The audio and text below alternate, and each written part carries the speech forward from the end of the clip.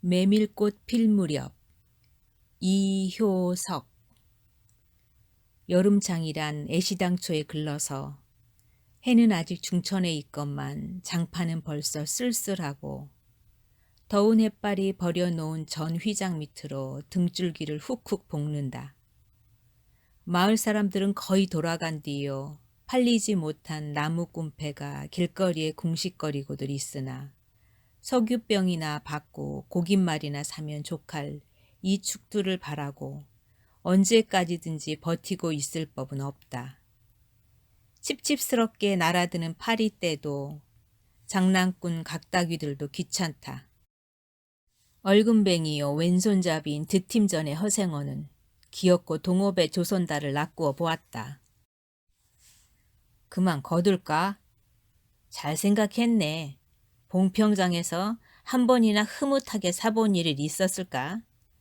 내일 대화장에서나 한몫 벌어야겠네. 오늘 밤은 밤을 새서 걸어야 될걸. 달이 뜨렸다. 절렁절렁 소리를 내며 조선달이 그날 번 돈을 따지는 것을 보고 허생어는 말뚝에서 넓은 휘장을 걷고 버려놓았던 물건을 거두기 시작하였다. 무명필과 주단바리가 두 고리짝에 꼭 찼다. 멍석 위에는 천 조각이 어수선하게 남았다. 다른 축들도 벌써 거의 전들을 걷고 있었다. 약삭빠르게 떠나는 패도 있었다. 어물장수도 땜장이도 엿장수도 생강장수도 꼴들이 보이지 않았다. 내일은 진부와 대화의 장이 선다. 축들은 그 어느 쪽으로든지 밤을 새며 6, 70리 밤길을 타박거리지 않으면 안 된다. 장판은 잔치 뒤 마당같이 어수선하게 벌어지고 술집에서는 싸움이 터져 있었다. 주정꾼 욕지거리에 섞여 계집의 앙칼진 목소리가 찢어졌다. 장날 저녁은 정해놓고 계집의 고함소리로 시작되는 것이다. 생원, 시침을 때도 다 안 해. 중추집 말이야. 계집 목소리로 문득 생각난 듯이 조선달은 비죽이 웃는다. 화중지병이지. 연소패들을 적수로 하고야 대거리가 돼야 말이지. 그렇지도 않을걸. 축들이 사족을 못 쓰는 것도 사실은 사실이나. 아무리 그렇다고 해도 왜 그 동이 말일세. 감쪽같이 중추집을 후리 눈치거든. 무어? 그 애숭이가? 물건 가지고 낚았나 보지. 착실한 녀석인 줄 알았더니. 그 길만은 알 수 있나? 궁리 말고 가보세나 그려. 내 한턱 씀새. 그다지 마음이 당기지는 않는 것을 쫓아갔다. 허생호는 계집과는 연분이 멀었다.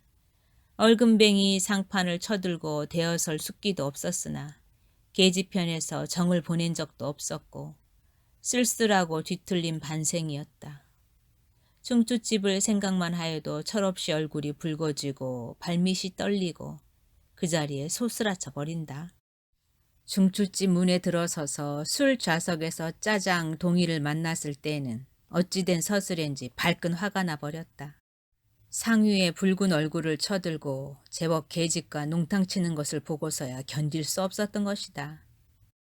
녀석이 제법 난질꾼인데 꼴사납다. 머리에 피도 안 마른 녀석이 낮부터 술 처먹고 계집과 농탕이야. 장돌뱅이 망신만 시키고 돌아다니누나. 그 꼴이 우리들과 한몫 보자는 셈이지. 동이 앞에 막아서면서부터 책망이었다. 걱정도 팔자요 하는 듯이 빤히 쳐다보는 상기된 눈망울에 부딪힐 때 결김에 따기를 하나 갈겨주지 않고는 베길 수 없었다. 동이도 화를 쓰고 팩하게 일어서기는 하였으나 허생우는 조금도 동색하는 법 없이 마음먹은 대로는 다 짓거렸다. 어디서 주워먹은 선머슴인지는 모르겠으나 내게도 아비어미는 있겠지. 그 사나운 꼴 보면 마음 좋겠다. 장사란 탐탁하게 해야 되지. 계집이 다 무어야. 나가거라. 냉큼 꼴 치워. 그러나 한마디도 대거리하지 않고 하염없이 나가는 꼴을 보려니 도리어 측은히 여겨졌다. 아직도 서름서름한 사이인데 너무 과하지 않았을까 하고 마음이 섬뜩해졌다. 주제도 넘지. 같은 술 손님이면서도 아무리 젊다고 자식 낳세 되는 것을 붙들고 치고 닦아 세울 것은 무엇야 원. 충주집은 입술을 쭝긋하고 술 붓는 솜씨도 거칠었으나 젊은 애들한테는 그것이 약이 된다고 하고 그 자리는 조선달이 얼버무려 넘겼다. 너 녀석한테 반했지? 하며 한참 법석을 친 후이다. 담도 생긴 데다가 웬일인지 흠뻑 취해보고 싶은 생각도 있어서 허생원은 주는 술잔이면 거의 다 들이켰다. 거나해짐에 따라 계집의 생각보다도 동희의 뒷일이 한결같이 궁금해졌다. 내 꼴에 계집을 가로채서는 어떡할 작정이었노 하고 어리석은 꼬락서니를 모질게 책망하는 마음도 한편에 있었다. 그렇기 때문에 얼마나 지난 뒤인지 동희가 헐레벌떡거리며 황급히 부르러 왔을 때는 마시던 잔을 그 자리에 던지고 정신없이 허덕이며 충주집을 뛰어나간 것이었다.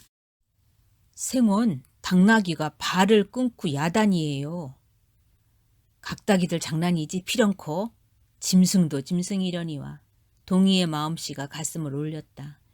뒤를 따라 장판을 다름질하려니 거슴츠레한 눈이 뜨거워질 것 같다. 불악스런 녀석들이라 어쩌는 수 있어야죠. 나귀를 몹시 구는 녀석들은 그냥 두지 않을걸. 반평생을 같이 지내온 짐승이었다.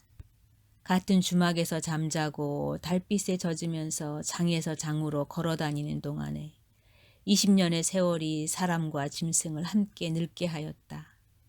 가스러진 목 뒤털은 주인의 머리털과도 같이 바스러지고 개진개진 젖은 눈은 주인의 눈과 같이 눈곱을 흘렸다. 몽당비처럼 짧게 쓸리운 꼬리는 파리를 쫓으려고 기껏 휘저보아야 벌써 다리까지는 닿지 않았다. 달아 없어진 굽을 몇 번이나 도려내고 세철을 신겼는지 모른다. 굽은 벌써 더 자라나기는 틀렸고 달아버린 철 사이로는 피가 빼짓이 흘렀다. 냄새만 맡고도 주인을 분간하였다. 호소하는 목소리로 야단스럽게 울며 반겨한다. 어린아이를 달래듯이 목덜미를 어루만져주니 나귀는 코를 벌렁거리고 입을 투르르거렸다. 콧물이 튀었다. 허생호는 짐승 때문에 속도 무던히 썩였다. 아이들의 장난이 심한 눈치여서 땀배인 몸뚱어리가 부들부들 떨리고 좀채 흥분이 식지 않는 모양이었다. 굴레가 벗어지고 안장도 떨어졌다. 요 몹쓸 자식들 하고 허생호는 호령을 하였으나 패들은 벌써 주랭랑을 놓은 뒤요. 몇 남지 않은 아이들이 호령에 놀래 비슬비슬 멀어졌다. 우리들 장난이 아니우. 암놈을 보고 저 혼자 발광이지. 코 흘리게 한 녀석이 멀리서 소리를 쳤다. 그 녀석 말투가. 김첨지 당나귀가 가버리니까 온통 흙을 차고 거품을 흘리면서 미친 소같이 낯뛰는걸. 꼴이 우스워 우리는 보고만 있었다오. 배를 좀 보지. 아이는 앙돌아진 투로 소리를 치며 깔깔 웃었다. 허생호는 모르는 결에 낯이 뜨거워졌다. 무시선을 막으려고 그는 짐승의 배 앞을 가리어 서지 않으면 안 되었다. 늙은 주제에 암샘을 내는 셈이야. 저놈의 짐승이. 아이의 웃음소리에 허생호는 주춤하면서 기어이 견딜 수 없어 채찍을 들더니 아이를 쫓았다. 쫓으려거든 쫓아보지. 왼손잡이가 사람을 때려. 줄다름에 달아나는 각다기에는 당할 재주가 없었다. 왼손잡이는 아이 하나도 후릴 수 없다. 그만 채찍을 던졌다. 술기도 돌아 몸이 유난스럽게 화끈거렸다. 그만 떠나세. 녀석들과 어울리다가는 한이 없어. 장판의 각다기들이란 어른보다도 더 무서운 것들인걸. 조선달과 동희는 각각 제 나귀에 안장을 얹고 짐을 싣기 시작하였다. 해가 꽤 많이 기울어진 모양이었다. 드팀전 장돌림을 시작한 지 20년이나 되어도 허생호는 봉평장을 빼놓은 적은 드물었다. 충주, 제천 등의 이웃군에도 가고 멀리 영남지방도 헤매기는 하였으나 강릉쯤에 물건하러 가는 외에는 처음부터 끝까지 군내를 돌아다녔다. 닷새만큼씩의 장날에는 달보다도 확실하게 면에서 면으로 건너간다. 고향이 청주라고 자랑삼아 말하였으나 고향에 돌보러 간 일도 있는 것 같지는 않았다. 장에서 장으로 가는 길에 아름다운 강산이 그대로 그에게는 그리운 고향이었다. 반날 동안이나 뚜벅뚜벅 걷고 장터 있는 마을에 거의 가까웠을 때 지친 나귀가 한바탕 우렁차게 울면 더구나 그것이 저녁녘이어서 등불들이 어둠 속에 깜빡거릴 무렵이면 늘 당하는 것이건만 허생호는 변치 않고 언제든지 가슴이 뛰었다. 젊은 시절에는 알뜰하게 벌어 돈푼이나 모아본 적도 있기는 있었으나 읍내 백중이 열리네 호탕스럽게 놀고 투전을 하고 하여 사흘 동안에 다 털려버렸다. 나귀까지 팔게 된 판이었으나 애끓는 정분에 그것만은 이를 물고 단념하였다. 결국 도로아미 타블로 장돌림을 다시 시작할 수밖에는 없었다. 짐승을 데리고 읍내를 도망해 나왔을 때에는 너를 팔지 않기 다행이었다고 길가에서 울면서 짐승의 등을 어루만졌던 것이었다. 빚을 지기 시작하니 재산을 모을 염은 당초에 틀리고 간신히 입에 풀칠을 하러 장에서 장으로 돌아다니게 되었다. 호탕스럽게 놀았다고는 하여도 계집 하나 후려보지는 못하였다. 계집이란 쌀쌀하고 매정한 것이었다. 평생 인연이 없는 것이라고 신세가 서글퍼졌다. 일신에 가까운 것이라고는 언제나 변함없는 한필의 당나귀였다. 그렇다고는 하여도 꼭 한 번의 첫일을 잊을 수는 없었다. 뒤에도 처음에도 없는 단 한 번의 괴이한 인연. 봉평에 다니기 시작한 젊은 시절의 일이었으나 그것을 생각할 적만은 그도 산보람을 느꼈다. 달밤이었으나 어떻게 해서 그렇게 됐는지 지금 생각해도 도무지 알 수 없어. 허생호는 오늘 밤도 또 그 이야기를 끄집어내려는 것이다. 조선달은 친구가 된 이래 귀에 못이 박히도록 들어왔다. 그렇다고 실증을 낼 수도 없었으나 허생호는 시치미를 떼고 되풀이할 대로 되풀이하고야 말았다. 달밤에는 그런 이야기가 격에 맞거든. 조선달 편을 바라는 보았으나 물론 미안해서가 아니라 달빛에 감동하여서였다. 이지러는 졌으나 보름을 가진한 달은 부드러운 빛을 흐뭇이 흘리고 있다. 대화까지는 80리의 밤길, 고개를 둘이나 넘고 개울을 하나 건너고 벌판과 산길을 걸어야 된다. 길은 지금 긴 산허리에 걸려 있다. 밤중을 지난 무렵인지 죽은 듯이 고요한 속에서 짐승 같은 달의 숨소리가 손에 잡힐 듯이 들리며 콩포기와 옥수수 잎새가 한층 달에 푸르게 젖었다. 산허리는 온통 메밀밭이어서 피기 시작한 꽃이 소금을 뿌린 듯이 흐뭇한 달빛에 숨이 막힐 지경이다. 붉은 대궁이 향기같이 애잔하고 나귀들의 걸음도 시원하다. 길이 좁은 까닭에 세 사람은 나귀를 타고 외줄로 늘어섰다. 방울소리가 시원스럽게 딸랑딸랑 메밀밭계로 흘러간다.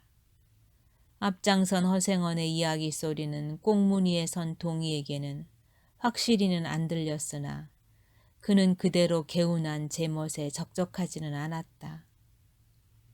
장이 선 꼭 이런 날 밤이었네. 객주집 토방이란 무더워서 잠이 들어야지. 밤중은 돼서 혼자 일어나 개울가에 목욕하러 나갔지. 봉평은 지금이나 그제나 마찬가지나 보이는 곳마다 메밀밭이어서 개울가가 어디 없이 하얀 꽃이야. 돌밭에 벗어도 좋을 것을 달이 너무도 밝은 까닭에 옷을 벗으러 물방앗간으로 들어갔지 않았나? 이상한 일도 많지. 거기서 난데없는 성서방네 처녀와 마주쳤단 말이야. 봉평서야 제일 가는 일색이었지. 팔자에 있었나 보지.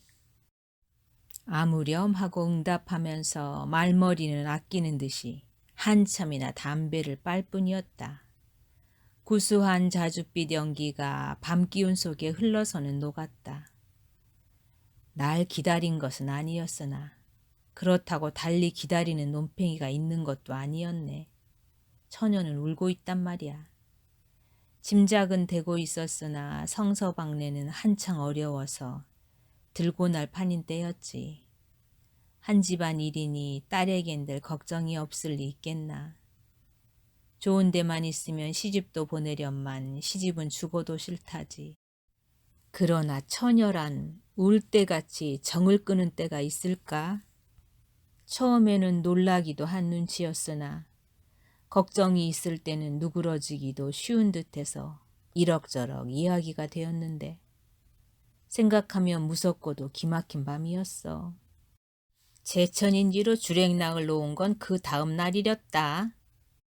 다음 장또막에는 벌써 온 집안이 사라진 뒤였네. 장판은 소문에 발끈 뒤집혀 고작해야 술집에 팔려가기가 상수라고 처녀의 뒷공론이 자자들 하단 말이야. 제천 장판을 몇 번이나 뒤졌겠나. 하나 처녀의 꼴은 꿩고 먹은 자리야. 첫날 밤이 마지막 밤이었지. 그때부터 봉평이 마음에 든 것이 반평생을 두고 다니게 되었네. 평생인들 잊을 수 있겠나. 수 좋았지. 그렇게 신통한 일이란 쉽지 않어. 항영 못난 것 얻어 새끼 낳고 걱정 늘고 생각만 해도 진절이 나지. 그러나 늙은막 바지까지 장돌뱅이로 지내기도 힘드는 노릇 아닌가. 난 가을까지만 하고 이 생계와도 하직하려네. 대화쯤에 조그만 전빵이나 하나 버리고 식구들을 부르겠어. 사시장천 뚜벅뚜벅 걷기란 여간 이래야지. 얘 처녀나 만나면 같이나 살까. 난 거꾸러질 때까지 이 길 걷고 저 달 볼 테야. 산길을 벗어나니 큰 길로 튀어졌다. 꽁무니의 동이도 앞으로 나서 나귀들은 가로늘어섰다. 총각도 젊겠다. 지금이 한창 시절이렸다. 충주집에서는 그만 실수를 해서 그 꼴이 되었으나 섭게 생각 말게. 천만에요. 되려 부끄러워요. 계집이란 지금 웬 제격인가요? 자나깨나 어머니 생각뿐인데요. 허생원의 이야기로 실심의 한 끝이라 동의의 어조는 한풀 수그러진 것이었다.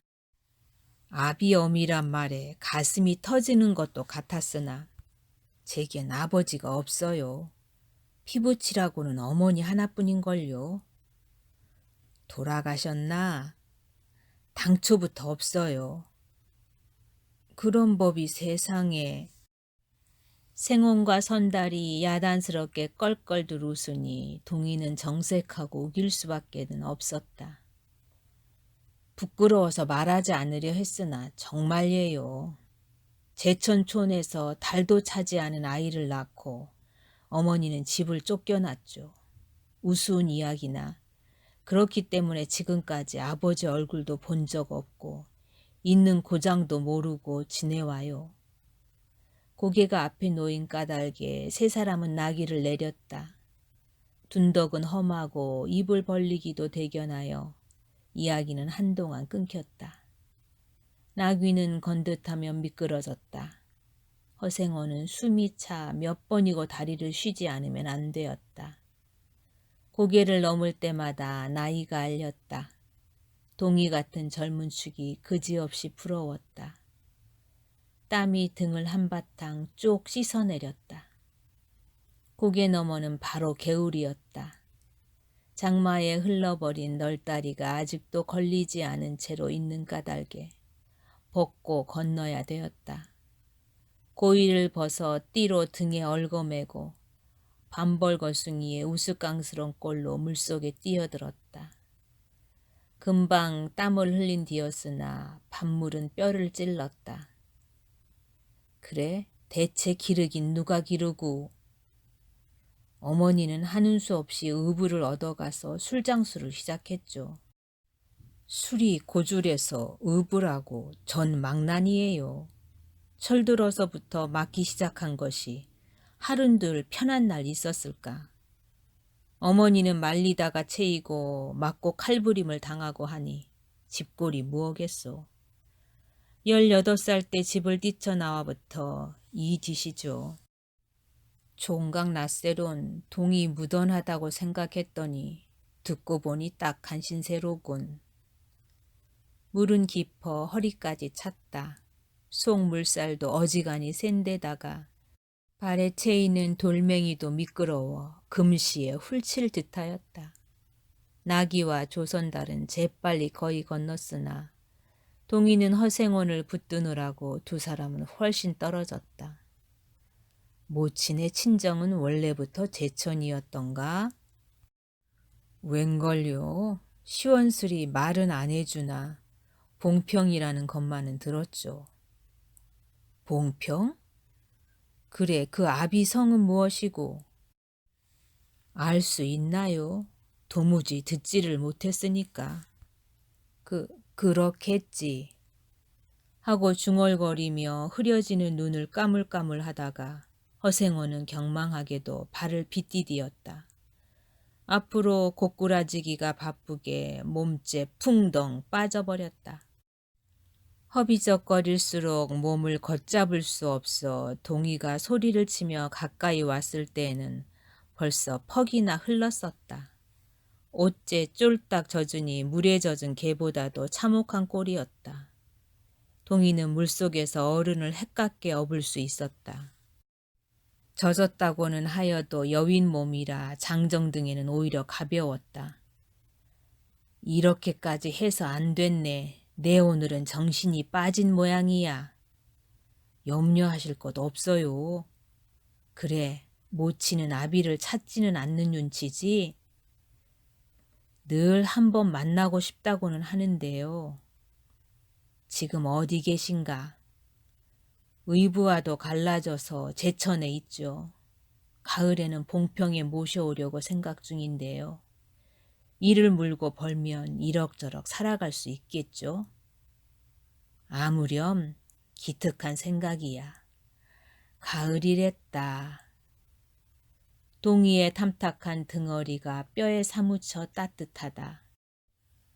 물을 다 건넜을 때에는 도리어 서글픈 생각에 좀 더 엎였으면도 하였다. 진종일 실수만 하니 웬일이요 생원? 조선달은 바라보며 기어이 웃음이 터졌다. 나기야, 나기 생각하다 실족을 했어. 말 안 했던가. 적골에 제법 새끼를 얻었단 말이지. 읍내 강릉집 피마에게 말일세. 귀를 쫑긋 세우고 달랑달랑 뛰는 것이 나기 새끼같이 귀여운 것이 있을까. 그것 보러 나는 일부러 읍내를 도는 때가 있다네. 사람을 물에 빠뜨릴 땐 나는 대단한 나기 새끼군. 허생호는 젖은 옷을 웬만큼 짜서 입었다. 이가 덜덜 갈리고 가슴이 떨리며 몹시도 추웠으나 마음은 알 수 없이 둥실둥실 가벼웠다. 주마까지 부지런히들 가세나. 뜰에 불을 피우고 쉬세. 나귀에겐 더운 물을 끓여주고 내일 대화장 보고는 제천이다. 생원도 제천으로? 오래간만에 가보고 싶어. 동행하려나 동이? 나귀가 걷기 시작하였을 때 동이의 채찍은 왼손에 있었다. 오랫동안 안욱신이같이 눈이 어둡던 허생원도 요번만은 동이의 왼손잡이가 눈에 띄지 않을 수 없었다. 걸음도 헷갈고 방울소리가 밤 벌판에 한층 청청하게 울렸다. 달이 어지간히 기울어졌다.